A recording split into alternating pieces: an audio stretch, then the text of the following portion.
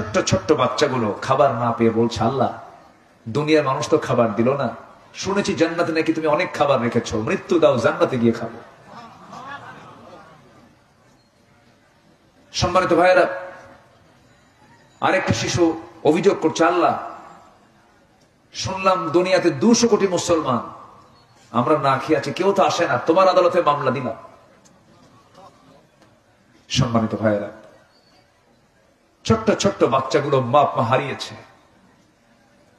খাবার না পেয়ে ছাগল দুম্বার ঘাস চাবায় চাবায় খাচ্ছে। এ কি চিত্র! 2025 সাল,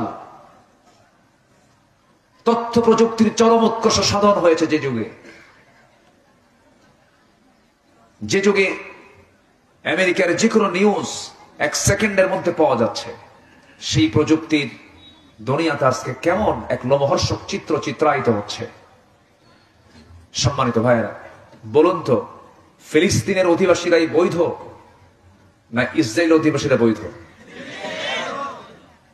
ওই এলাকার মূল বাসিন্দা কারা? ফিলিস্তিন। ওরা এসেছিল 47-এর পর।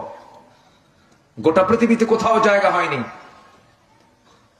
অস্থায়ীভাবে বসবাস করার জন্য তাদেরকে ভাড়াটিয়া মনে করে জায়গা দেওয়া হয়েছিল। ভাড়াটিয়া এখন হয়ে গেছে বাড়িওয়ালা।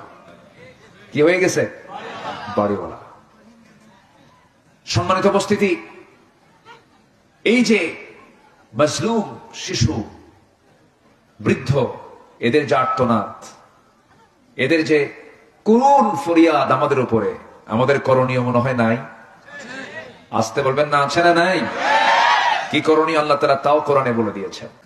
আল্লাহ রাব্বুল আলামিন বলেন, وما لكم لا تقاتلون في سبيل الله والمستضعفين من الرجال والنساء والولدان الذين يقولون ربنا أخرجنا من هذه القرية الظالم أهلها واجعل لنا من لدنك وليا واجعل لنا من لدنك نصيرا جربنا الله أكبر ও দুনিয়ার মুসলমান, তোমাদের কি হলো?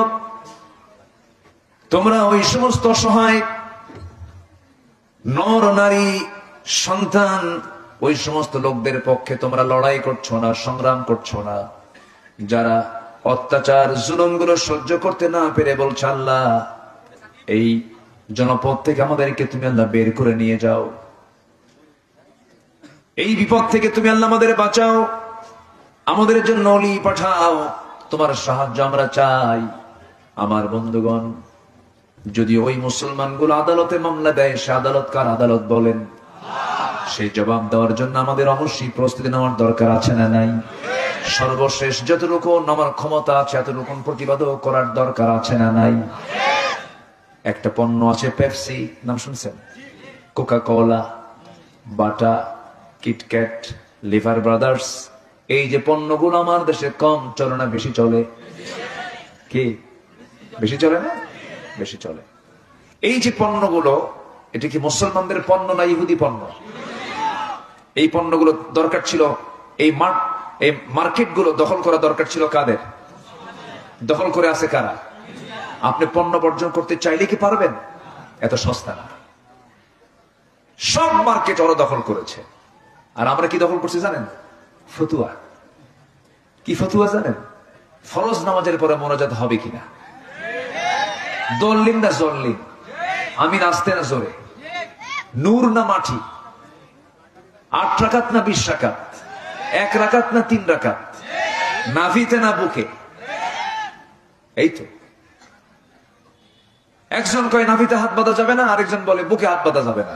সলিমুদ্দিন আমাদের দাঁড়ায় আর খুঁজে পাচ্ছে না, হাতেও জায়েজ নাই, নাভিতেও জায়েজ নাই, বুকেও জায়েজ নাই, বাধ্য হয়ে আল্লাহু আকবার কপালে নিয়ে গেছে। কোথায়? কপালে। আমাদের গবেষণা হচ্ছে আমরা এগুলো অর্জন করতে পেরেছি, আর দখলগুলো করেছে ওরা। ওয়ার্ল্ড ট্রেড, বিশ্ব বাণিজ্য নিয়ন্ত্রণ করছে ইহুদি। চিন্তা করা যায়, গুগল ম্যাপ থেকে ফিলিস্তিনকে তারা আউট করে দিয়েছে।